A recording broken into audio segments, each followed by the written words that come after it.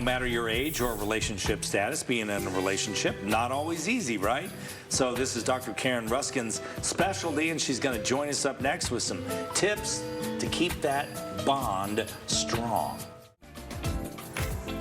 So whether you are single or dating, maybe you're in a short-term, long-term relationship, married, young or old, you know, it really doesn't matter. The bottom line is that being in a relationship is not easy. Can I get an amen? We've got Dr. Karen Ruskin here this morning to talk about it. It is her specialty, working with couples. It's Valentine's Day. Happy Valentine's Day to you. It's a great subject to talk about today, but really all year long. Yes. So you've got a lot of great information. We were just talking about this in the commercial break.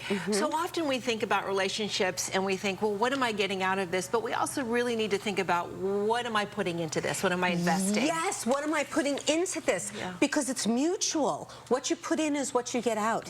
If you water the plants of the relationship, it's all about relationship consciousness. What am I putting in? Am I making the time to take the time for this person, for me, and for us? Yeah. If you think about the three legs, in essence, of a stool top, right? And you think about the stool top as a relationship in terms of connection, if you have communication, which includes empathy and emotional intelligence and appreciation and respect, with a second stool leg, if you will, of physical closeness, which includes things like, it could be a back scratch or a foot rub or a high five or moving the hair off someone's physicality. Yes.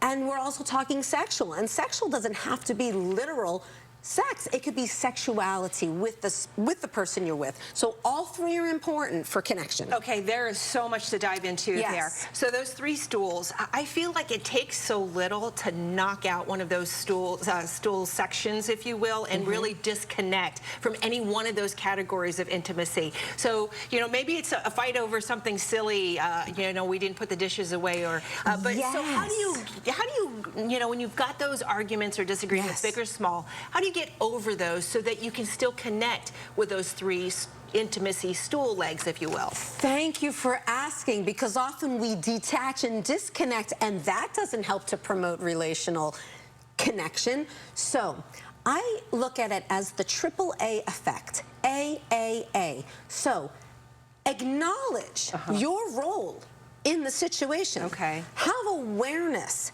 in the moment of what you can do differently and take action. And let me stop there for just a second, because I feel like it's so easy to recognize what your partner's doing wrong, but it's so important to turn around and look in the mirror and acknowledge, like you said, what we're doing. So acknowledge, awareness is the second. Yes, yes, because awareness is about actually in the moment, when you're experiencing that instinct, that impulse, if you will, to put up your shield and get your dagger out. Instead, rather put that stuff down, throw it down, and instead acknowledge what I can do, have the awareness in the moment, and then make a shift, which is the action part.